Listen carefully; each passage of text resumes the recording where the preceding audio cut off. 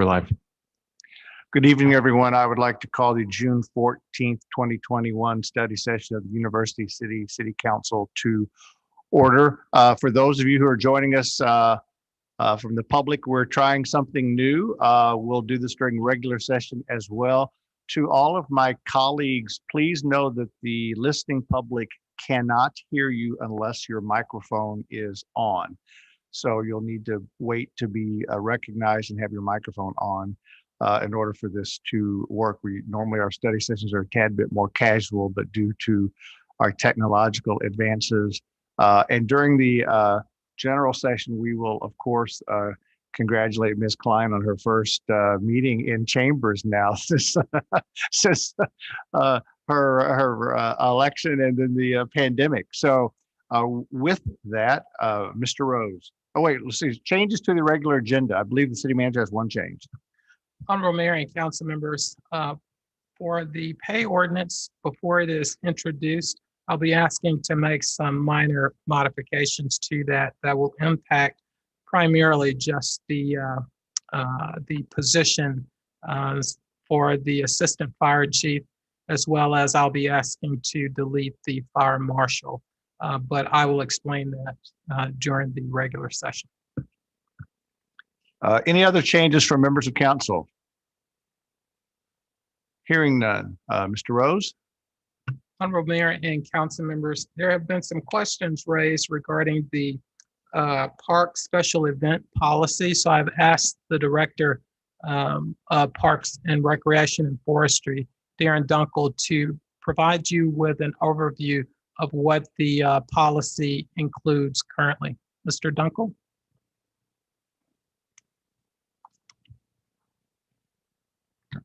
Thank you, Mr. Rose, Mayor Crow, members of council. Okay.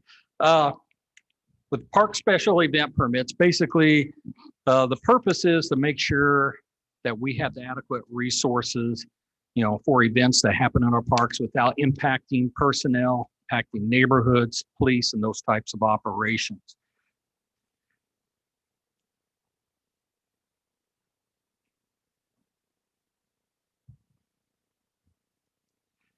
Yeah, a lot of people ask, what is a special event?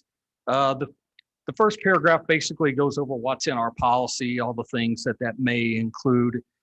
And basically, in a nutshell, basically anything that's not a normal operation in a park, that's i.e., it's not a regular baseball field rental, it's not a pavilion rental, tennis court use, someone using the playground, those sort of things that would attract usually a larger crowd, maybe have different equipment and different needs. Basically, in a nutshell, is what we consider as a special event.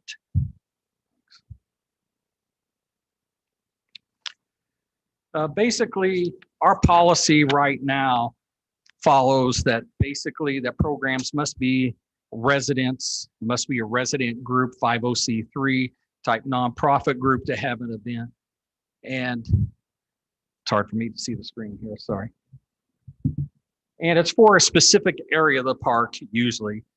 Sometimes for special events, they want to use an open grassy area. Say if it's a ball field and they want to have a tournament and they want to have extra areas to sell concessions and do other sorts of things, if people want to have a carnival, those sort of things, just specialized areas just for their use only that wouldn't be open to the general public normally.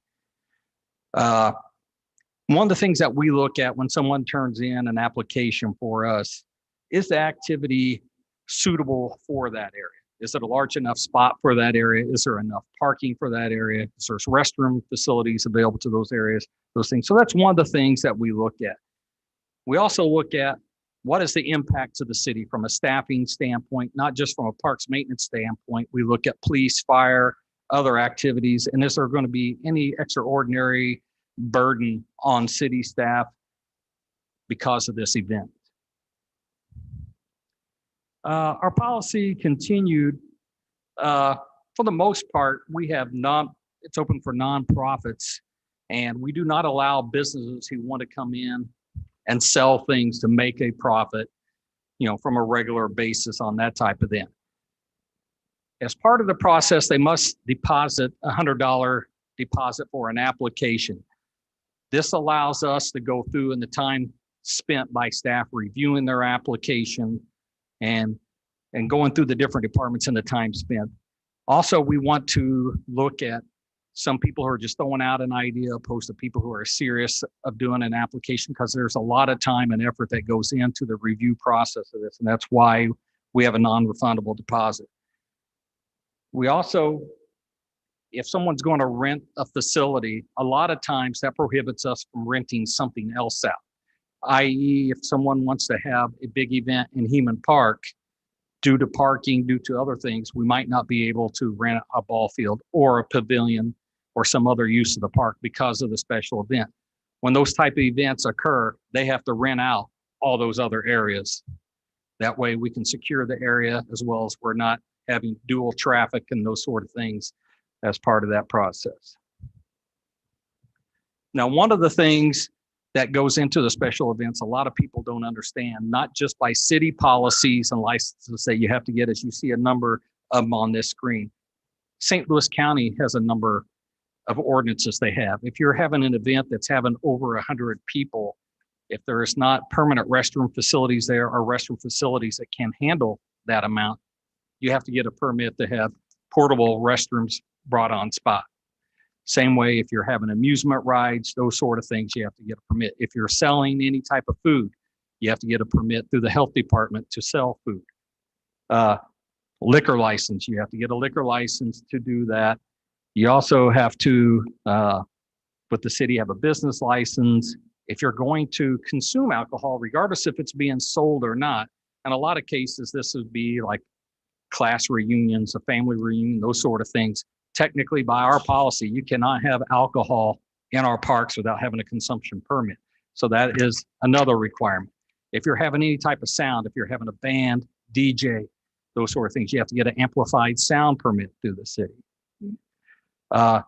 You also have to get a picnic license, which is usually a temporary license that if you're having basically food or beverages for 3 days or less. Like I said, there's the health, there's the portable sanitation, the amusement rides, inflatables through St. Louis County. You have to get a permit. You have to get inspected through St. Louis County for those sorts of things as well.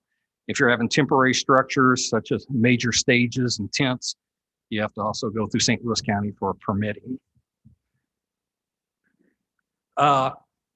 Before I get to this slide, most of the users that we hear from, that people want to utilize our facilities, are usually from nonprofits, usually outside of University City, that want to come here to do a large fundraiser within our park system. Another one that we usually get are people from other municipalities that come here because either their municipality, that their city parks aren't large enough to hold an event, or in some cases they've been told that they couldn't have an event, so they come to us. And then the third, and usually the smallest request that we get by numbers, is usually by our residents.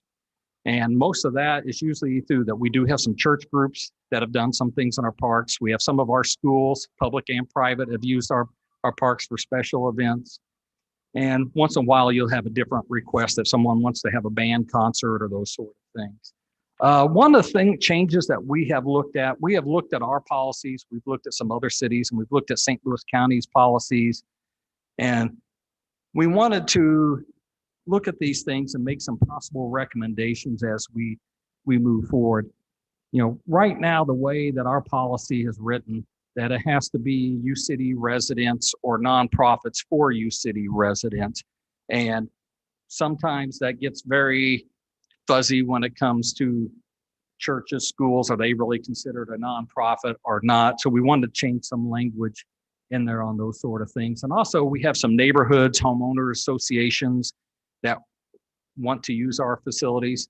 And are they technically a 501c3 organization? Most of the time they're not, but we wanted to open that up as a category.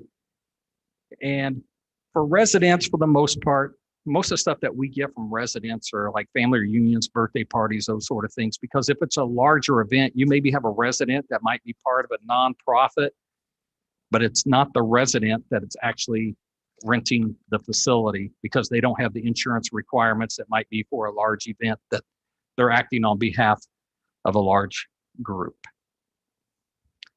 Another thing that we have in there, and this is basically based off St. Louis County, and this only pertains to those events that maybe sell tickets in advance or tickets at the gate or parking at the gate. Based on the number of people, a fee that is given back to the city for those events, as well as at the bottom, if they're having vendors that are selling goods such as alcohol, food, merchandise, that they require a 15% of the gross receipts. So these are some of the recommended changes that staff has looked at. And open the floor now if anyone has any questions. Thank you very much for your presentation. I honestly cannot see lights from here, so you're going to have to raise your hand or do something so that I can acknowledge you. I think, okay, I see Stacy. I do. Stacy, Mr. Clay? Oh, yes, thank you. Appreciate the presentation. Have a couple of questions for you, Director Dunkel. So when we talk about special events, I just want to be clear in my own head about the definition. And let's just use very concrete examples. Earlier this year, we had some ongoing dialogue with folks trying to do youth baseball and youth sports more generally. That is or is not considered a special event. In general, that is not. That goes through our regular permitting process to rent a baseball field. To be the same way of a tennis court, those things. However, if they wanted to rent a baseball field and they wanted to have a tournament and they were selling goods and set up all these special tents and stuff, then that goes out of the normal use of a baseball field rental, which would go into a special event. But what we had earlier on this year, just having practices and games for baseball, that is just a normal field rental. It does not fall into a special event. So understanding that distinction between, I guess, regular rental policy and special event policy, under the regular rental policy could a for-profit entities like, hey, we want to rent out a University City Park and give you whatever your fee is, they would do that through the regular? Or yes. If they just want to rent a field for a game practice, they just go through that regular process as well. We have other ordinances that are related to that, based if they have paid instructors, the level of insurance, those sorts of things as well. But it goes through our normal process to answer your question. Well, let me ask this question more directly. Because what we have here articulates, if I'm understanding it correctly, only nonprofit organizations can rent under at least the special event policy. That is correct. Is there a world in which a for-profit entity could rent our facilities? Or not at this time, not for a special event, no. Okay, so does that put us in a situation where we could be potentially losing revenue from folks who may want to? I know at least in the time that I've been here that hasn't been an issue, and talking to staff in the past that it hasn't been a real issue as well. The biggest thing that you get into when you open the door that you allow a lot for-profit or non-resident nonprofits and stuff to come in, your name goes out through everywhere and you get inundated with tons of groups wanting to come and use your facilities. In some cases, that could be a good. The other thing is we just don't have the infrastructure or the staff to hold most of those types of events. So this was a way, from my understanding in the past, the way it was set up is to control that kind of use of our facilities and for the residents, because I believe at one time that there were some issues that residents had complained that the parks were always being used by special event type things, which prohibited them from having the general use of the park. Okay, and I understand there are things to balance. I know underutilization Correct. has been an issue. So, six in one hand, half dozen the other. Right. I don't know. So a couple other, very quickly, questions related to the permits and licenses. And we know St. Louis County has its own construct and we have no dominion over that. But so I'm in the scenario of a resident, we want to have a neighborhood picnic or a neighborhood cookout. Maybe we want to have a drink or two. It seems like there's a lot of things that, like, I'm just the volunteer president of my neighborhood association, and we might want to have a cocktail. It seems like there's a lot of things that me as a volunteer might need to go through. Right. And most of those things are not just set out in this policy. They are actual city ordinances Okay. that are so just it included in this transcends policy that we have, just- that we wanted to bring them in, because if you were coming to us and want to have a special event, and you said, oh, I want to do this, and we said, oh, this is what you need to do. Then later on, oh, I want to do this. Well, this is what you need to do. We want to lay it on the table. These are the things that if you're going to do these things up front, these are the different permits that are required by city ordinance to do, or by county ordinance to do. And in our application, if you've seen our applications, it's several pages long. However, you only need to fill out what pertains to your event, because we have some events, that want everything. And you have some other events that are very small. So most of the stuff on that application would not even apply to them. But what we have found out from most people when they look at it, I didn't even think of this. I didn't realize or think that I might need this, or this, or I didn't know that that was a city ordinance that we had to have a consumption permit if we're having alcohol in the park, or we had to have porta potties in the park by county ordinance, those sort of things.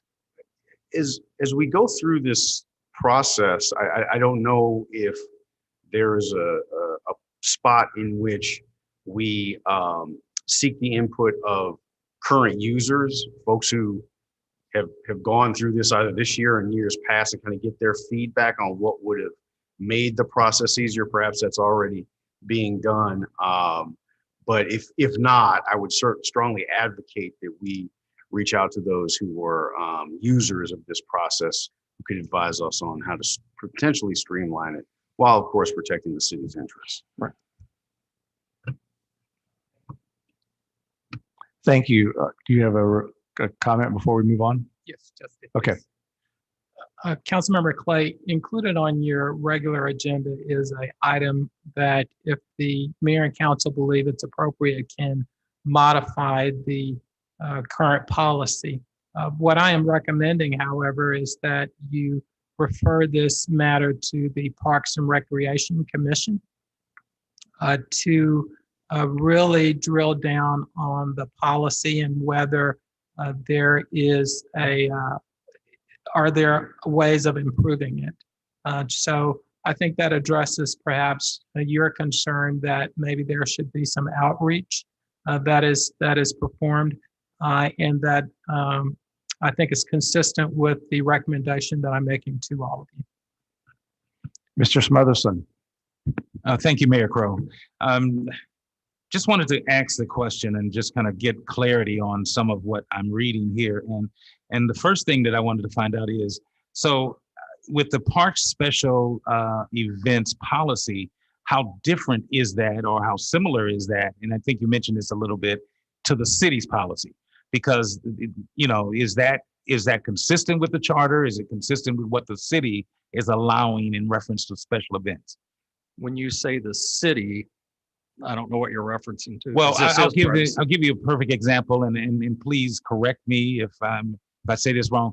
There was a protest in the Loop, correct? I mean, was it a Palestinian protest supporting what was happening over, in reference to the issues that were happening, and so there was a protest in the Loop.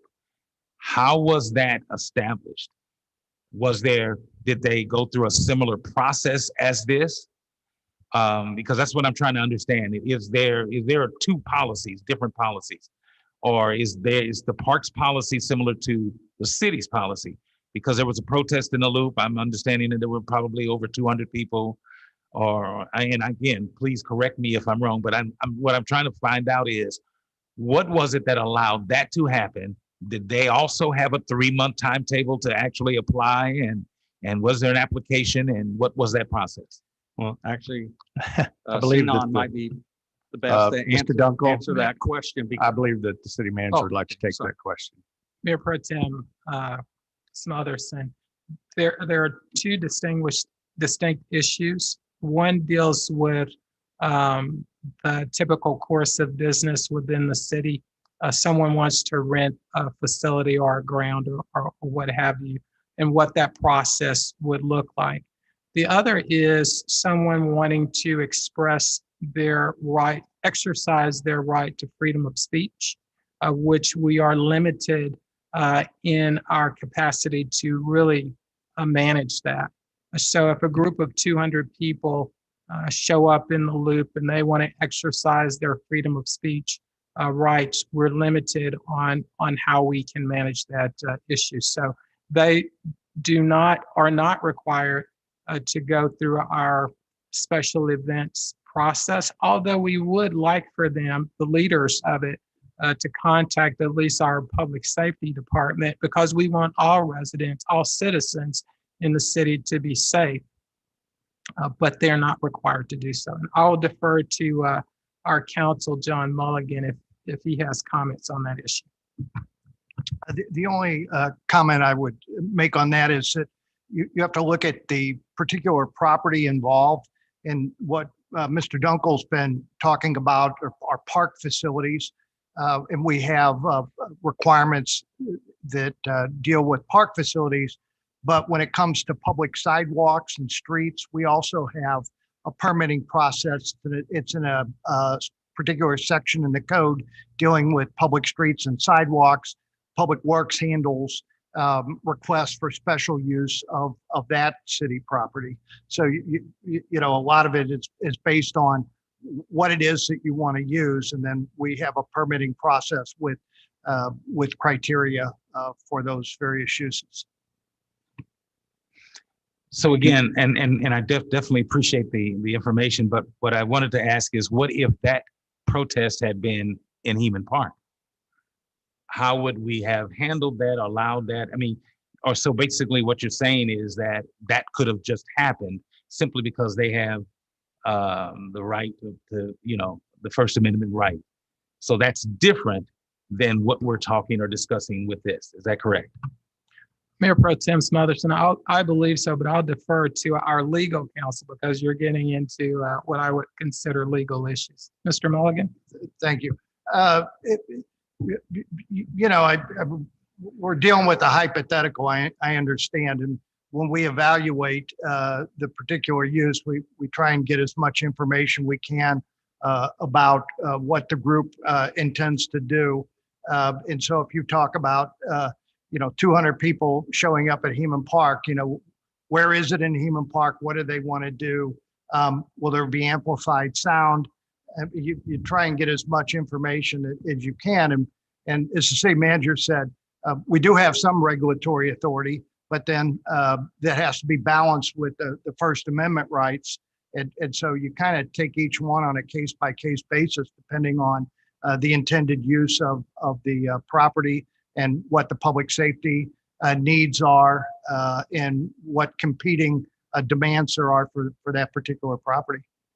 It is a great question, though, because we've really not faced it in our parks, because most of the time the protesters want to use the loop, which I get. But actually, in my years being involved in the city, I'm not sure that we've had too many protests of any size in any of our parks. But it's an interesting question. I just don't know that we faced it yet.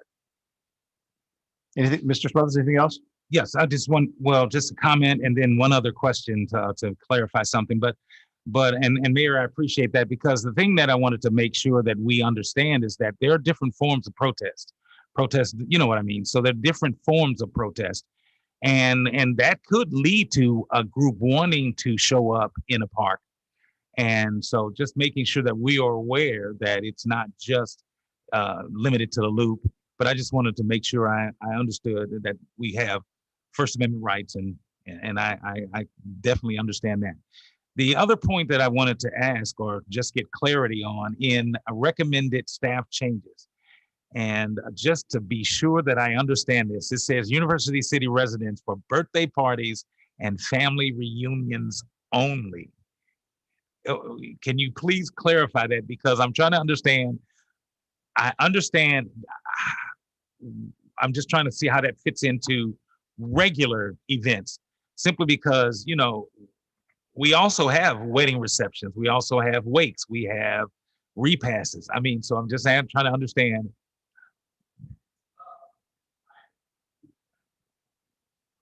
What you're saying. Basically, that can be expanded. We haven't taken this to the Parks Commission yet. These were just some discussions that we have had at this point.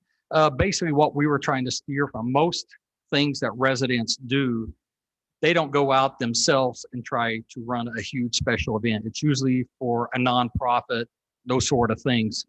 So that's why that was put in there on those bases. But yes, you're right. There are things that could be weddings.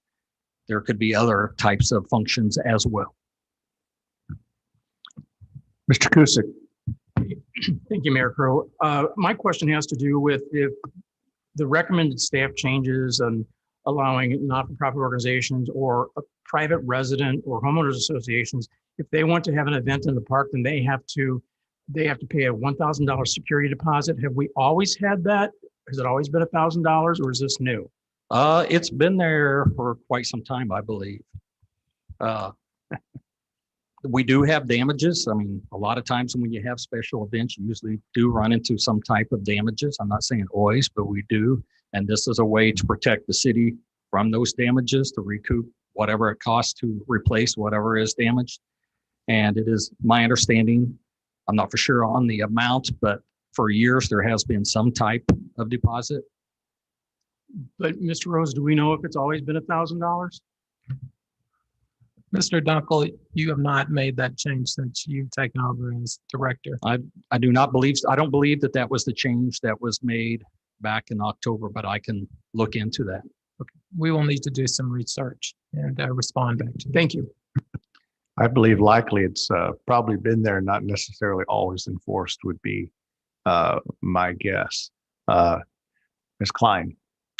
Yeah, kind of along with that. I just want to clarify. So if someone wants to have a family picnic or a neighborhood picnic, they basically have to go through the same process as someone who wants, say, a fair or something much bigger. They have the same paperwork, the same deposit, even though they're doing maybe a neighborhood picnic where they can have home, need to. They don't necessarily need to have a porta potty or anything like that. So is that correct? If it's outside the general use of a park, then yes, they would go through that process. If you want to have a birthday party, a neighborhood picnic using one of our pavilions, you go through the regular pavilion rental process. If it's a bigger crowd than that, and you want to use other areas of a park or a park that doesn't have a pavilion and it's typically not used for that type of event, then you go through the same process. Again, the application, you only check the things that pertain to your event. And we review that and go over that with the groups. Yeah, I think the message that residents get, and this has been communicated to me, so I'm not just guessing, is that when, they just want to have a neighborhood picnic and they get, 10 pages of paperwork and $1,000 deposit, the message that they're getting is that we don't really want them to use the parks because, it's just excessively burdensome to do something that's, just a light gathering. And so, my thing is I don't want to send that message to them, but at the same time, I understand that there are things that we have to, processes that we have to go through. So, one possibility is that we, express right off the bat, we want you to use the parks, and just ask them a number of questions and maybe have different paperwork depending on how they answer the questions, so that they don't have to sift through necessarily 100 questions that don't apply to them. And so, I guess that's my point, is just saying we want our residents to feel like these parks are there for them. They're welcome. We want to make it as easy as possible, while still, doing what we need to protect the city. Well, customer service is what we're all about. And most of the feedback, I'm not saying all feedback, but the majority of the feedback that we've received in the past 2 years with our process has been very positive. Like I said earlier, most people look at it and they see a lot of those categories and they go, oh, we didn't think of that. That's a great idea. Those sort of things. And it generates some discussions of what they're doing, what their needs are, that kind of stuff. We're not trying to make it burdensome on them. We're trying to identify the needs that they can have the best event they can. But at the same time, we as staff can also prepare for whatever's necessary for that event as well. So it's more of a fact finding. What are the actual uses? What are their needs? How can we better get to that point? So that's the intent of the forum. Okay. Mr. Hales. Oh, I'm sorry. Ms. Klein, are you done? Mr. Hales. Thank you. Following that, My question is how is an event defined? In the recommended staff changes, the first category is 1 to 200 people. What is considered, excuse me, what is considered an event? If Councilmember Klein wants to take her kids for a picnic in the park, is that an event? Does that require? I mean, that's a normal use of a park as a family having a picnic in a park. If you want to get 50, 60 people to go in an area, then that goes into more of a special event because you're doing something outside the normal use of the park or the facility that it was intended for. Okay. And now I have the definitions in front of me, so thank you. And then the other question I have is relative to these policies. Have there been many park or even any park related policies that have been introduced over the last couple of years, or are these policies that I think we've covered pretty much have all been in place? And of those, have you discovered that there are some that have not been followed, that I think people then become surprised that there's a policy when that was not the case 3-4 years ago? Yeah. Thank you, Councilman Reps. The majority of our policies that I have come across most of them are from 2004, from that era. So really, as staff in the past 2 years, we really haven't changed any policy. We've clarified policies to individuals. And what you're getting to, there are probably policies that maybe weren't as enforced. People didn't even know that they had to get a permit. There's some people who get confused between what is a block party, what is a park special event policy.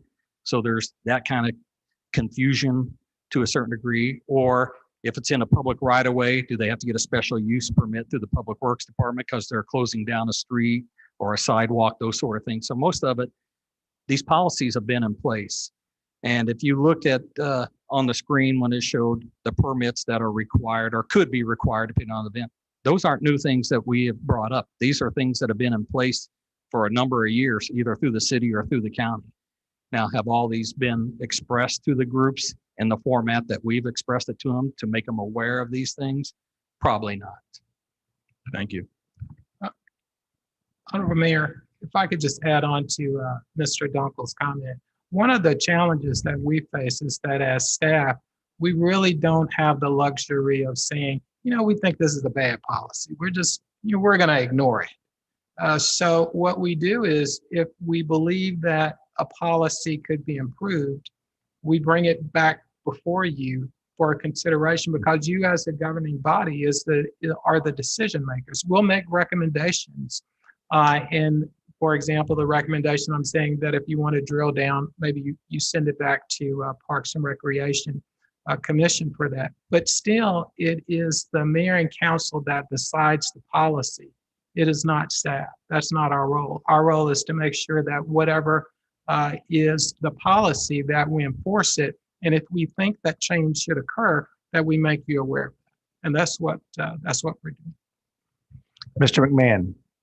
Thank you, Mayor. Just getting to the definition of the special event, and it seems like, if you think about this in the broadest terms, what the special event is really dictating is exclusive use of a chunk of a facility, a park, it could be a pavilion rental, but that's the benefit that the organization, be it a neighborhood association, a business, a nonprofit, a group, a family, it's the exclusivity of that use as opposed to general use.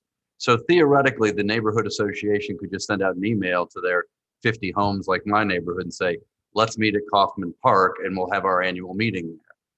Not notify the city, we show up. But then we take the gamble that everybody's at the park that day and we can't really do what we thought we were going to do. We don't have a right to tell people, hey, this is ours today. And so you're balancing, that's how we kind of break out the difference between a special event and the general use of the park. And that's why we have to have a policy, because our overriding policy is our parks are open and accessible to everyone. And this is an exception to that overarching policy. Am I hitting this about right? You're correct. Okay, so that's really what when we focus on this, the residents we're not excluding people. We're saying, if you want that benefit of that bargain of exclusive use, you need to talk to us. We want to figure out what that use is going to be and how best to accommodate it so that other areas of the park stay open and you know your rights, they know that everybody else knows their rights, and we can get this thing to work through. I mean, that's how I see it, having been a park manager for a few years in my college days. So I just want to make sure if we think of it in that terms, is it easier to develop these policies in a way? Yeah, and that's correct. And the other thing that we want to look at, can we provide safety for those type of events? Is there efficient parking to hold those events and other facilities such as restrooms and those things that people come to expect when they come to an event? So what you're saying is correct. And so the only other question I had is, there was a recommendation of 15% of the gross profits from vendors would go to the city. How did we come up with that number? That is basically, those are policies that St. Louis County Parks Department has. And again, this is just a It's an discussion idea. topic for a recommendation that we can look at as we move forward. To be honest with you, since I've been here, we've only had probably a couple requests to have events that big that would have vendors and those sort of things. And to one reason or another, mainly because of COVID, those things didn't move forward. Sure. But if you're looking down the road, these are some things that we could look at. And I'm sure if it goes to the Parks Department, I'm sure it will. They'll dig into this quite deeply. Yes. Great. Okay. Thank you. I think we all recognize that we are operating under some very much older ordinances and guidelines. At the same point in time, I would hope that as I read through this, one of the things that I even sense just from the purpose statement is that it is, to me, yes, it's to better manage the finite resources, but I really like it to say it's to welcome people into our parks first and then manage the resources. Because I do think that I'd like to just say, as number one, yes, it should go to the Parks Commission. It could even be part of the citizen survey if we decide to do one, to get further input from our citizens. I think the park commissioners are probably as attuned as anyone. I guess the one thing I would say, and maybe I just fly by the seat of my pants more than others, but I think 3 months ahead of time that's a pretty long lead time, and I'm trying to figure that one out as to why it's that long, and maybe it's just always been that way. But I really do think that the balance here is, even though I know that you said that we're identifying the needs and people appreciate the fact that we're identifying their needs, I think it's kind of where people don't apply because they don't want to do it. They just go run the risk and they just do it. Now, my guess is Heman Park is probably the most used and probably the most complex because it has a number of facilities. But having lived near Flynn Park a large part of my life, I'm thinking that most people they just go and use it and don't worry about it. And so I know that sometimes causes us some concern, but I really do hope that and the other thing that Mr. Dunkel said that I do want to key in on, one of the comments he made at the very beginning was that we actually get a very small number of requests from our citizens. So if we actually get a small number of requests from our citizens, why can't we make those expedited? If this is about organizations that are outside our city or whatever the case may be, but I fully believe that a neighborhood association that surrounds a park, they should not have to come to us 3 months in advance. I don't think they should have to give us $1,000 because they've already paid for the park every year anyway. Now, if they need to give us a security deposit, we'll figure out how this works. But I'm just saying, if one neighborhood association or two surrounds a park, it doesn't make sense for me to say, you should have come to us 90 days ago and you should have done this, this, and this. I fully believe that neighborhood association should get pretty expedited treatment because it's our park and it's their park. So I realize there probably aren't that many conflicts. I realize that everybody's a little bit probably still, as we say, coming out of COVID, getting ready to go to the parks, and everybody's got a little bit of vinegar going on. But I would really like for us to make this easy for our citizens to use their parks. Mr. Clay. Thank you, Mayor Crowe. I appreciate your comments. And I'll just say quickly, appreciate the process of going back to the Parks Commission. They are well positioned to be able to opine on this, I think, in a very important way. I would not, just using my voice, abandon the idea of testing out some of this with, to the mayor's point, call somebody up from a neighborhood association, have them come in and say, all right, this is what we're looking to do. Does this make sense to you? Because that's ultimately where the rubber meets the road, because we had several questions and we are among the most learned outside of staff about these policies. We had questions about what's an event. I mean, the Parks Commission, they're very studied in this. So they're going to have a perspective that's important, but they're not going to have the perspective of someone, Joe, put together the cookout this year. All right, I got to get on the website, go to U City. All right, that's who we need, because that's who's going to use it. Someone who does not do this every day or think about this. And so I really encourage you to get their perspective as we get towards the end of this process and kind of see how it all shakes out. Anything else for Mr. Dunkel on this subject matter? Thank you very much. Thank you. Mr. Rose. Honorable Mayor and council members, this next item was originally requested by Mayor Pro Tem Smotherson and Councilmember Clay. The idea is to better regulate discount businesses along Olive Boulevard. And tonight we have our Planning and Development Director, Mr. Clifford Cross, that will be presenting this item. Mr. Cross? Good evening. Thank you, Mr. Rose, and it's nice to see everybody again. If you recall, at the beginning of this year, we came before you to talk about the discount stores throughout the city. And I got a brief PowerPoint here to kind of bring you up to date on where we are with that.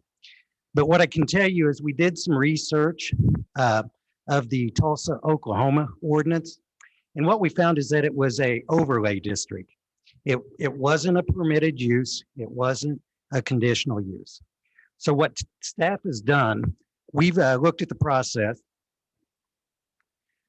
of moving forward with the conditional use permit process. So this is the Tulsa, Oklahoma provisions. And as I had indicated, it is actually an overlay district. And their purpose was not to prevent discount stores, but their purpose was to promote a healthy initiative throughout the community. In other words, they wanted to provide locations that provided fresh foods to the neighborhood, so it better served the neighborhood. So it wasn't a restricting tool, it was a tool to accommodate a better quality of life throughout the individual neighborhoods.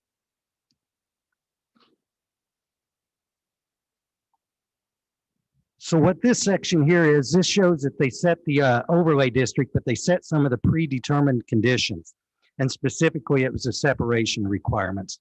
Those were the requirements we talked about as part of developing a conditional use permit process and setting predetermined conditions that need to be considered as part of that process. So if you move forward with the conditional use permit process, then it goes back to the process where each individual site and applicant goes before the Plan Commission for their review and recommendation of the proposal. The proposal would then come to council for final action. The positive aspect of having the conditional use permit and considering an individual site is you can look at each site and determine findings of fact and how it will impact the neighborhood. As a result, that is where staff thinks this request or this policy should go. We believe you should consider a conditional use permit when considering discount stores, so you can look at them at an individual site. So as you go through that process, when it ultimately comes to you, you consider the traditional findings of fact associated with a conditional use permit. And some of those findings of facts include, is it detrimental to the neighborhood? Does it fit in with the character of the neighborhood? Is it consistent with the intent of your zoning ordinance? So what we're asking here tonight of you is to get some additional input. We then want to take this to the Plan Commission because we have a Plan Commission subcommittee that can evaluate the policy request. We would then bring it back to the Plan Commission for an official review and recommendation of a text amendment that would ultimately come before the mayor and council for your consideration and approval. With that, I thank you, and I will be happy to answer any questions that you have. Mr. Smotherson. Thank you, Mayor Crowe. Thank you, Mr. Cross. What I wanted to actually ask is, one of the things that I wanted to make sure I was clear about is in the dispersal standards, this is from Tulsa, or is this something that we're trying to adopt? I went and I looked at Tulsa Right. and New Orleans, and that's a pretty common footage that they use. That's basically a 1 mile separation from the Right. individual uses. So we have taken their recommendations and we want to consider it as part of our request because we've done a GIS analysis and we've determined and pinpointed locations where they could go Okay, based on that separation. but I wanted to make sure that understanding that when I proposed this, I proposed 1.5 miles. And there is a reason why I proposed 1.5 miles. Because if we don't do 1.5 miles, that will cause us to have to concede to having a store where we don't want necessarily. Well, with the 1.5 miles, I mean, with the way the boundaries are set up, 1.5 miles will really restrict the number of them that you can have. If you look at a mile, there are 4 or 5 key points and locations where they could go. We can reconsider the 1.5 miles, but it's really going to limit it based upon the current number and where the new ones could potentially come in. The other thing I think we need to look at, we already require convenience stores to get a conditional use permit, but we have no separation for them. And a convenience store is very similar in that its square footage is similar. Some of the items that are sold there are similar, household items and so forth. Some of the convenience stores do sell produce. And if the intent of the ordinance is to promote a better quality of life in the neighborhood through the sale of fresh fruit, foods and products, then I think you need to consider that as well. And I definitely understand that. But again, what my attempt is to control what we have, because Sure. right now what we have is no control. Right. And I mean, we literally had a restaurant transform itself into a convenience store. Yeah, we're addressing that, no valid conditional use permit, I promise you. So, it's really important. And the other thing that I wanted to say, and I'll be specific in that, we have a development at 170 an hour. Right. If we concede to 1 mile, that means that we're conceding to having Family Dollar as part of our development, possibly, if you understand what I'm saying. Because from where that Family Dollar is right now, it's over 1 mile away from not just the convenience store, and I'm not referring to the convenience store that's in the 8500 block. I'm referring to the Dollar Tree and Dollar General stores that are further down. Sure. Well, the main question though we do need to understand is what is the restrictions or what are the major concerns with the dollar stores and the discount stores? Is it square footage? Is it architectural standards? Is it the model and how it fits into a neighborhood? Those are things I think we need to get answers to so we can better understand how to write the conditions of the conditional use permit. Because if you're going to, when you do a CUP and you set those predetermined conditions and they come in and they are consistent with those predetermined conditions and meet those requirements, then you have a tough time denying that request because it's already met your predetermined conditions. So we need to think about them carefully before we write them. Thank you, sir. Mr. Clay. Thank you, Mayor Crowe. So a couple things. I think, and I'm certainly not a community development professional, but in looking at what Tulsa did, it seems like they kind of did exclusion via inclusion by saying, we only want healthy things. If you are not healthy, then you are excluded. And so it was clever how they did it. perhaps they're not being maybe as explicit as we are. And so if we take the same position, to your point, what do we want? Not what do we not want, but what do we want? And then have businesses who conform with what we want. Right. Perhaps that's the approach. But I think, as I've said before, as it relates to discount what are considered dollar stores, we have 5 on Olive. And yes, I understand you have to have market forces and competition and all those sorts of things. That the successful ones will stay and the unsuccessful ones will go. But there's research associated with these types of businesses and why they come to certain areas and why they don't come to others. And frankly, what I think could be considered a predatory design by why they come to certain areas and not to others. And so I think in terms of what don't we don't want businesses that have a predatory reputation, which is documented. And so I don't know, I would rely on you and your team's expertise in the city manager to figure out how to enshrine that. But we don't want establishments that are predatory or have the reputation. So payday loans. I mean, we could make the same argument. Well, we could just allow payday loans to proliferate on Olive, and the weak ones will go out of business and the strong ones will stay. We made a decision to do something different because we just didn't want that kind of business irrespective of market forces. So I think we're kind of in the same boat. So whatever we used as it relates to payday loans, I think check cashing, we did something similar. That could be incorrect. Maybe looking at it through that lens is the way to approach it. Well, and that's how New Orleans approached it. That's exactly what they did. Their problem was they had 40 discount stores in a neighborhood and 3 grocery stores, and they were preying on the underserved neighborhoods. That's exactly why they were there. So I know I agree, but the one issue you got to look at when you create an overlay is you are creating a land use action. You are assigning a land use to individual properties. So the beauty of the CUP is it's not an individual land use action, but it is a defined action in your zoning ordinance that gives you the opportunity to require that conditional use permit on a case by case basis.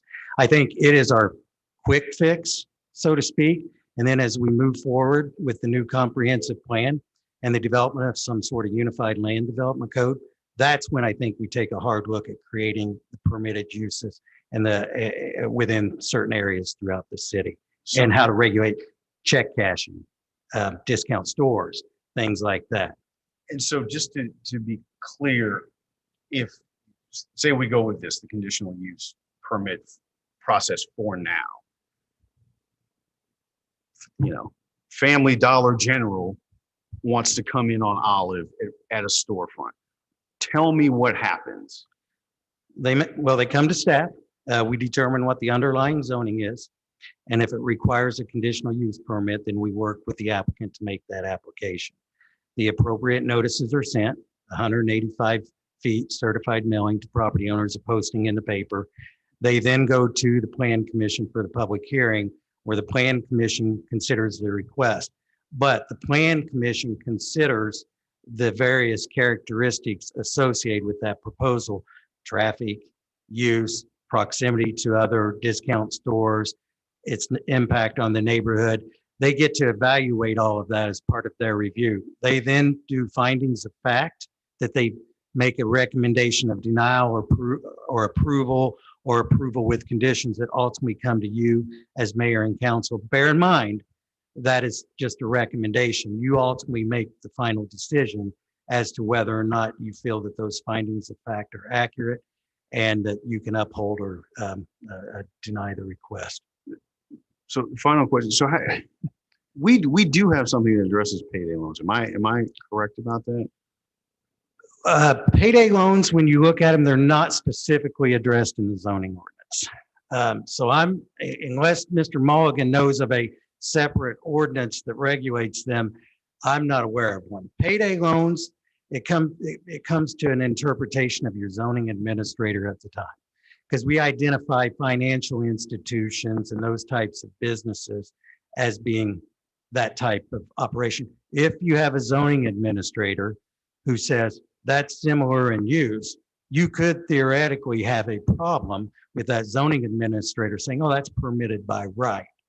So that's a very good point, that I think we need to look at those uses that we consider as being detrimental to the neighborhood. I think we need to look at them, and we need to specifically define them as well as part of any conditional use amendment to move forward with. So we know, so they're defined and they're clearly set forth. We have other council members who'd like to speak. Mr. Kusick. Thank you, Mayor. I will be very brief. In the definitions, the standards, it talks about small box discount store. Do we have a definition on what a small box discount store is, or are we developing that? And then is there a difference between that and what a small box store would be? We don't have a definition. We will have to work it out. My guess is a small box discount store would be roughly 3,500 square feet or less. That's very similar to what you see in a lot of the uses that require a conditional use permit in the limited commercial district, for example.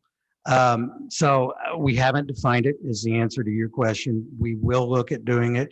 And if we want to define a small grocery store different from a small discount store, those are two different definitions we would have to create. Mr. McMahon. I think my comments are kind of working with what Mr. Kusick said, Mr. Clay said regarding, part of this is going to be fungible, because I was just reading articles that some of these discount stores are now changing. They're offering more meat. They're offering more. So they're probably looking at these overlays and these ordinances and saying, we still want to be there, regardless of whether we're predatory. That's kind of, but they're going to work within that. So I think, as you said, we need to identify the real problem that we see and how to define it in a way so that it's not becomes a cat and mouse game of we define something, it goes to the planning commission, they hit all the boxes, and we're kind of put in a position, the findings of fact say, this is what we have, we have no reason not to approve this. Exactly. So how do we get to that point? Well, and I think that's going to be some homework that we need to do with the plan commission to clarify what the models are. But I think the classic example are Dollar Generals. They are really changing their architectural standards, and they are starting to have produce and meats and things like that. And if they fall under that classification, then are you defeating the purpose of why you're looking to get this amendment done? Thank you. Mr. Mulligan, anything? Just to pick up on Mr. Cross's discussion on payday lenders, what the city did a number of years ago as a result of a court case was basically they're called small loan establishments along with pawn shops, and they're zoned in the industrial commercial district. So you have payday loan operations on all of their grandfathered in the GC district, the general commercial district, but any new payday loan establishment would have to be in the IC district. You certainly could do the same with dollar stores if you'd like. It's another approach that you could take. To my colleagues, thank you very much. Mr. Cross, thank you as well. I'm going to very quickly just ask our IT fellows if we need to start a new meeting or if we're going to just continue with this one. Ms. Reese, do you know, or does Mike know? A new meeting. So we're going to end this meeting. Okay, this meeting the study session will now be adjourned. And to the public, if you're watching, stay tuned for the next